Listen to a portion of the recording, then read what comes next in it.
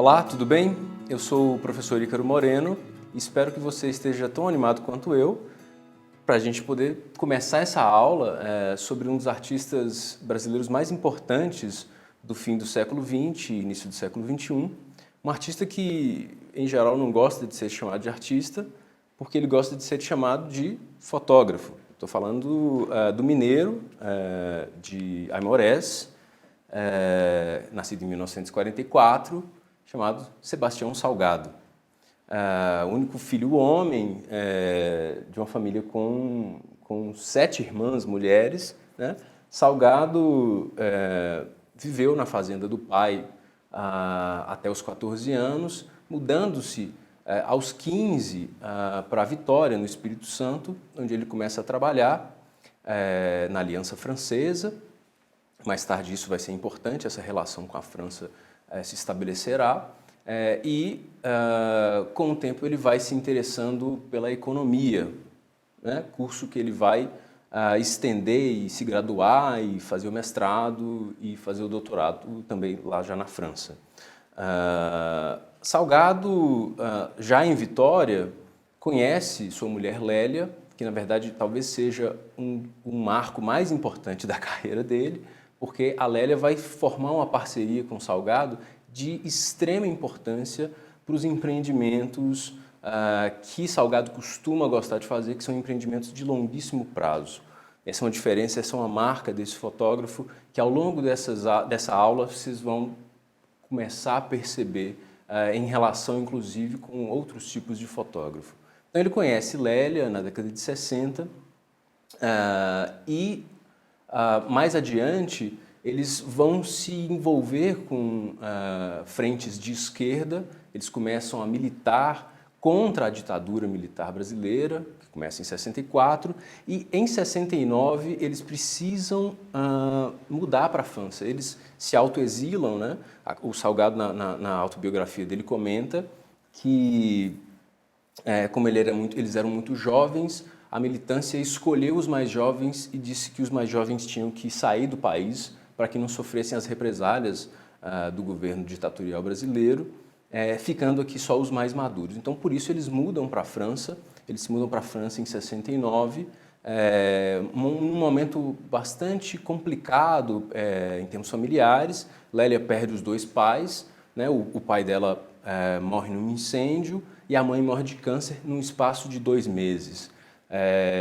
Salgado tinha acabado de terminar o mestrado a essa altura, e quando eles chegam na França, Salgado começa a trabalhar como descarregador de caminhões na cidade universitária, na faculdade onde ele cursava o doutorado, e Lélia começa a trabalhar na biblioteca, né? Como exilados, né? Eles começam a se reconstituir lá na França, país esse que vai mais tarde ser um local onde eles vão se estabelecer e continuam lá até hoje, né? Hoje, ele já com 76 anos, continua vivendo na França, indo e voltando, mas principalmente na França. Em 71, Lélia começa um curso. Lélia, que era na verdade, uma pianista de extremo talento e com muito treinamento, de anos de treino em piano, ela decide sair dessa prática e rumar para um curso de arquitetura, né? Isso também vai ser muito importante porque mais tarde Lélia será a pessoa que vai montar as exposições de Salgado, será ela que vai fazer tudo aquilo que na fotografia documental em geral é considerado uma espécie de background, né? Aquilo que fica por trás, que é a edição do trabalho, as escolhas estéticas em termos editoriais, em termos expositivos, é todo o trabalho dela. E, nesse caso, a arquitetura faz muito sentido aqui em 71, quando eles já estão na França, Salgado terminando o doutorado e ela fazendo seu curso de arquitetura. Mas a arquitetura também tem uma importância muito grande, porque é por conta de exercícios de fotografia que Lélia precisa de uma câmera em 71, e o casal viaja a Genebra para poder comprar a primeira câmera que Salgado tinha experimentado na vida, que é essa câmerazinha que vocês vão ver aí, que é uma Pentax Spotmatic Mark II, né, número 2, com essa lentezinha Takumar 50mm f1.4, né? Essa primeira câmera, não tão glamurosa, né, como as câmeras posteriores, né? Em geral, o Salgado ele é reconhecido pela utilização de um combo muito famoso na história da fotografia, né? Digo, uma combinação muito famosa na história da fotografia, que é o uso dessa câmera aí, as Leica M, né? As Leica Rangefinder, essas Leicas pequenininhas, que são muito móveis e que formaram toda uma longa tradição no fotodocumentarismo. É só um pouco depois que o Salgado vai conseguir comprar uma Leica, porque eu diria que é uma espécie de Rolls Royce da fotografia, né? Um equipamento muito caro que ele não podia comprar. Mas numa das primeiras viagens, né, à África, já como empregado da Organização Internacional do Café, né? Ele trabalhava em Londres nessa época. Numa das viagens à África, ele faz uso da Pentax para poder fazer sua primeira reportagem de tempo extenso, de longo tempo, e volta com algumas imagens que são muito bem vendidas.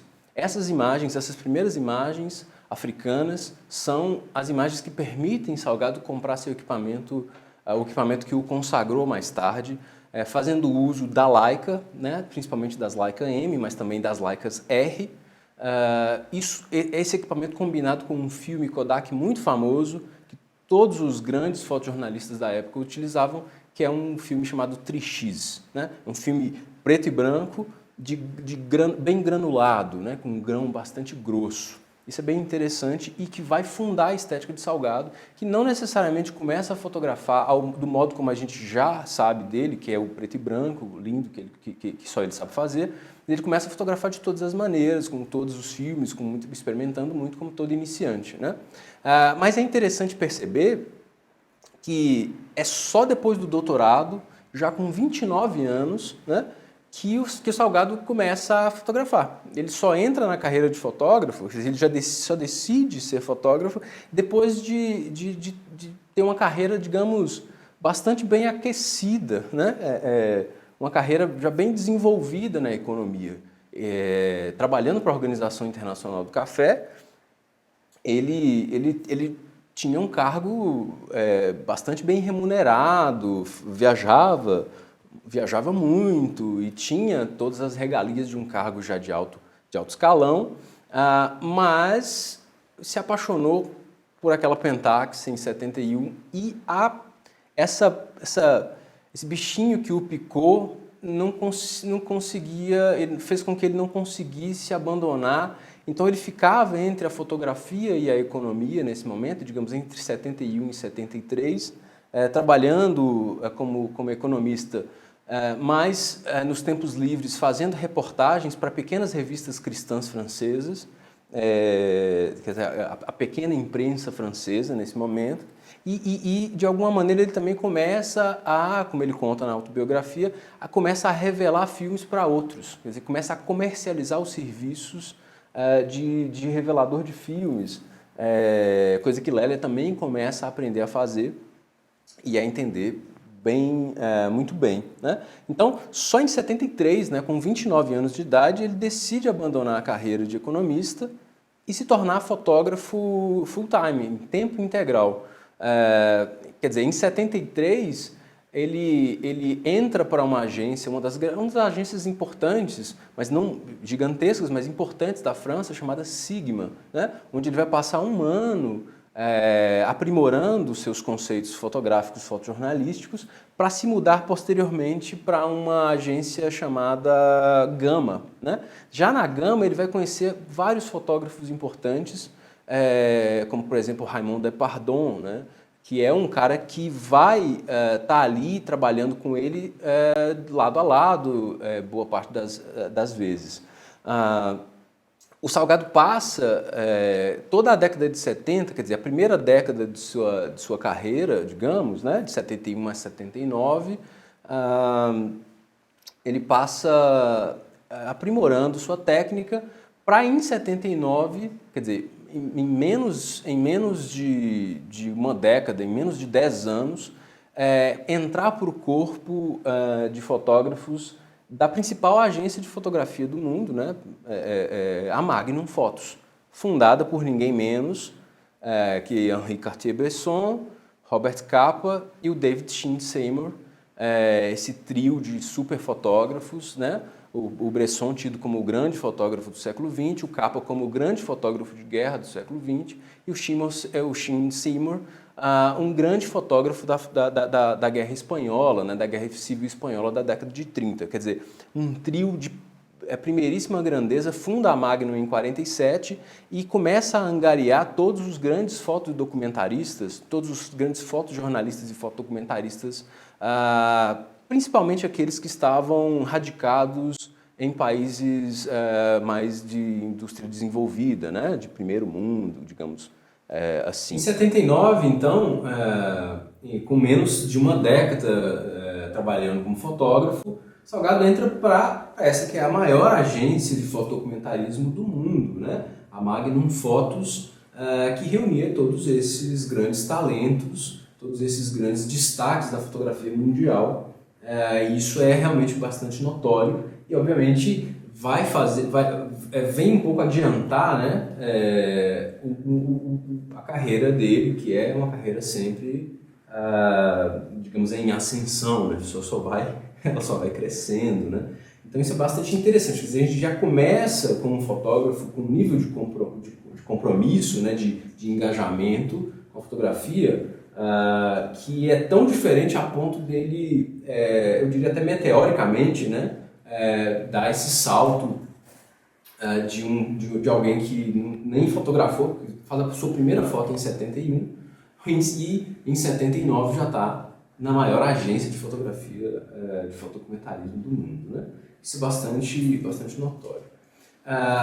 Um elemento bastante importante aqui também é que quando o Salgado entra para a Magnum, não necessariamente ele vai se sentir assim, completamente consonante, né, com tudo. Ele conta que havia brigas homéricas, que os egos eram muito grandes, muito inflados, então isso não funcionou tão bem para ele, mas um evento muito importante para a carreira de Salgado foi no início da Magnum, né? Ele entra em 79 e em 81 ele é escalado pelo New York Times para cobrir os 100 primeiros dias de governo do presidente Ronald Reagan, né? E em 31 de março de 81, quer dizer, há 2 anos já na Magnum, ele vai fazer essa cobertura e o Ronald Reagan sofre um atentado a tiros, né? Um rapaz com problemas mentais, o John Hinckley Jr., querendo fazer um evento em homenagem a Jodie Foster, que não gostava do Reagan, dá tiros para poder assassinar o presidente americano, não consegue, mas causa um bafafá terrível em frente ao Hotel Hilton. E Salgado e mais 2 fotógrafos fazem várias imagens, né? Vocês estão vendo aí, por exemplo, as imagens do Mike Evans, que no fim das contas se tornaram famosas mais porque na imagem aparece o Salgado. Isso é bastante interessante, que o Salgado depois acaba se tornando maior que esse evento, né? Então vocês podem ver nessa setinha vermelha, né, que ali está o ainda não careca, né, ainda cabeludo e barbudo, Sebastião Salgado trabalhando ali com sua Leica pequenininha, aqui numa nova imagem, ele ali perto do carro, né, daquele carro preto.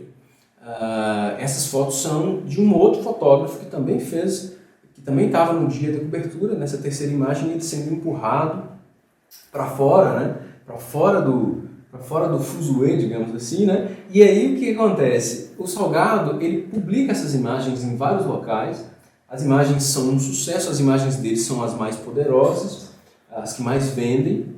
Ele conta que com o dinheiro ele conseguiu comprar o apartamento dele na França e um carro, só com a venda dessas fotos, mas incomodava ele e a Lélia, né? A gente não pode nunca esquecer da Lélia porque ela realmente a outra parte do sucesso do Salgado, né?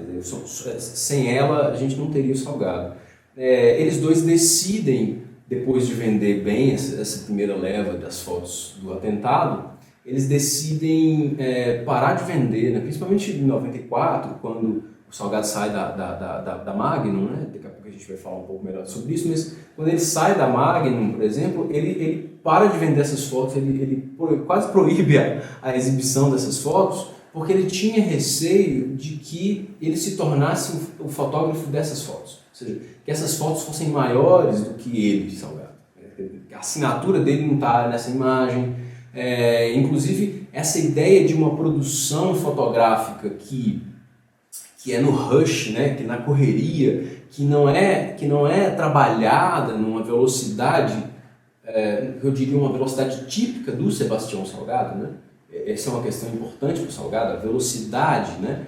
Quer dizer, no caso aí, a lentidão da produção é muito importante para Sebastião Salgado. Então, nesse caso, essas imagens, apesar de muito bem sucedidas em termos fotojornalísticos, não interessavam a ele, né? Tanto é que, se a gente faz uma pesquisa sobre as imagens do atentado, poucas ou com pouca qualidade são as imagens que surgem, né? Então, ele acaba fazendo com que a imagem ela fique escondida para que ele possa produzir novas imagens, né? Fazendo com que essa lógica fotojornalística diária, do batidão, da velocidade, se afaste da estética dele. Mas que ainda há um fotógrafo em construção, né? Quer dizer, ele tem que trabalhar, por exemplo, aqui em cores. Essa é uma foto em cores, é uma das fotos mais famosas do Sebastião Salgado, e é em cores, né? Então, ele ainda vai precisar fotografar muita publicidade em cor, ele vai precisar fotografar muitas coisas para poder financiar seus projetos de longa duração, que são os projetos feitos que a gente conhece, os trabalhos em preto e branco, né? Então, uma coisa interessante, além da questão da lentidão necessária para a produção das imagens, né, das visitas longas aos locais, Salgado, então, ele começa a escolher vários elementos constituintes de sua estética, né? Uma delas é o preto e branco, que a gente já conhece, que eu já falei várias vezes, né? Outra é a lentidão, que eu acabei de falar, né? Mas uma outra que eu acho que poderia se acumular a essa, dentro de uma estética, digamos, do Sebastião Salgado, seria o modo como ele desenvolve em livros, né? Quer dizer, onde o trabalho do Salgado mais ganha valor, onde ele melhor desenvolve suas ideias, e eu diria também as ideias da Lélia, que é quem edita seus livros, né? Onde o trabalho do Salgado floresce nos livros, principalmente, né? Então, é notório perceber que ele sabe fazer uso de um material que enaltece e favorece a força editorial e a força também narrativa, trabalhando com uma tecnologia do livro, né? que é essa de conseguir percorrer uma história, né? Em algo que é até certo ponto portátil, né? Até porque os livros deles são muito pesados, mas é uma espécie de exposição portátil, né? Uma exposição que você pode levar para casa, e é uma exposição onde você consegue ver o desenvolvimento do pensamento do fotógrafo acontecendo ali, né? Aqui na tela vocês podem ver alguns dos livros, mas o que é notório em Salgado é que esses livros eles são publicados, republicados, publicados em países diferentes com edições levemente alteradas. Quer dizer, há uma disseminação livresca do Salgado que seria uma tarefa hercúlea tentar resumir ela, ou pelo menos tentar elencar ela em sua totalidade, né? Então, a ideia nossa aqui é trazer as principais reportagens, né, a partir das quais o Salgado desenvolve seu pensamento fotográfico e o modo como ele às vezes vai, de maneiras diferentes, manejar essas reportagens de longa duração para vertê-las no formato dos livros, né? Aqui na tela a gente tem, por exemplo, Outras Américas, Os Trabalhadores, né? Os retratos das crianças do Êxodos, o Êxodos, quer dizer, são várias reportagens que ele vai fazendo da década de 80 até os dias atuais, que formam, digamos, o arco, né, que compõe toda essa estética grandiosa, né, que marca a carreira de Salgado. Os livros a gente vai conseguir ver com mais calma, alguns deles, no próximo bloco dessa aula, que eu espero que você esteja também ansioso como eu para a gente poder ver. Até o próximo bloco. Até mais.